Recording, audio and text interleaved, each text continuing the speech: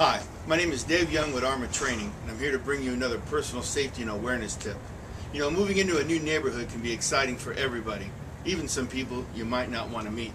So let's talk about taking the spare key or the extra house key, and where would you position it or place it around your home? So not only would you remember it, but you can find it when you really need it to get back inside your house. And you would make it so obvious that if a person didn't even know who you were, could walk up to your home and gain access to your house when you're not there. Let's talk about some of the things that just jump right out at you, like placing it along the top of the ridge of the door. You want to try to avoid that. It's nice to think that only tall people can get to it, but anyone can really access the top of the doorknob. Now, also when you walk up to the front of the door, look for any fitted fixtures, any potted plants. For instance, this little bunny rabbit right here. These are dead giveaways for people who might want to hide their key. Even though they have special compartments, people always check those things.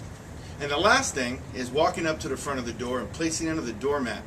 I know we like to think we live in a free, safe, free environment, but that's not necessarily the case. So avoid, when possible, putting the key underneath the doormat. Now there's going to be a tip I'm going to show you on what you can do with your house key that I found to be very beneficial to me over the years. And it involves taking your spare key and using some simple dental floss. Now, take the dental floss out, fold it in half,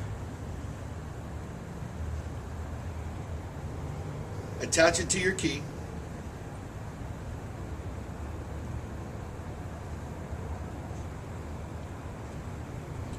tie it tight so you'll be sure it won't come off. Now what we're going to do is we're going to walk around the front of the house and we're going to insert it into the ground. We're going to push it down in the ground pretty deep so only the little string from the dental floss happens to show. This way, when you need to get your key, you'll be able to look around for that little white piece of string, and then you'll be able to pull your extra key out safely. Now, when a bad guy's looking for that key, they're going to be looking for something hard to pick up, like a rock or something. All they're going to see is this string. More than likely, they're going to overlook it. Let me take a minute and show you exactly where you can place the key so you'll remember it and you'll know how to get to it. Hi, this is Dave Young again with Armor Training, and I want to bring you a quick review to you. Now, number one, we talked about now putting the key in a place that's common for everyone to look, such as under the front doormat. Try to stay away from that. Number two, we said don't put it high up on the door ledge. Even tall people and short people can get to that place as well. And three, when at all possible, don't put it next to potted plants or special figures that are on the front door or near the front door step. Even though they have secret compartments, someone can find that extra key and gain access into your home when you don't want them to. Now, we talked about taking a key and attaching some dental floss to it.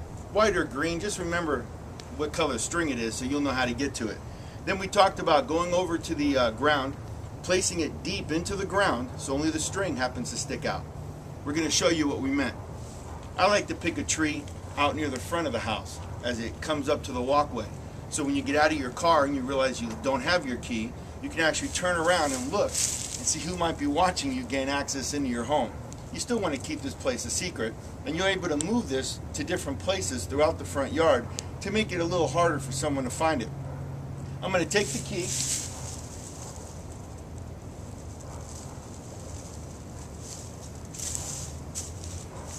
insert it deep into the ground so only the dental floss and the string happens to peek up through the top.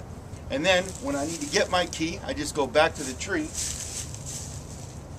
find the dental floss, and pull the key out. Now, this is a pretty neat trick, and hopefully you'll be able to keep your home safe and be able to find and locate that extra key.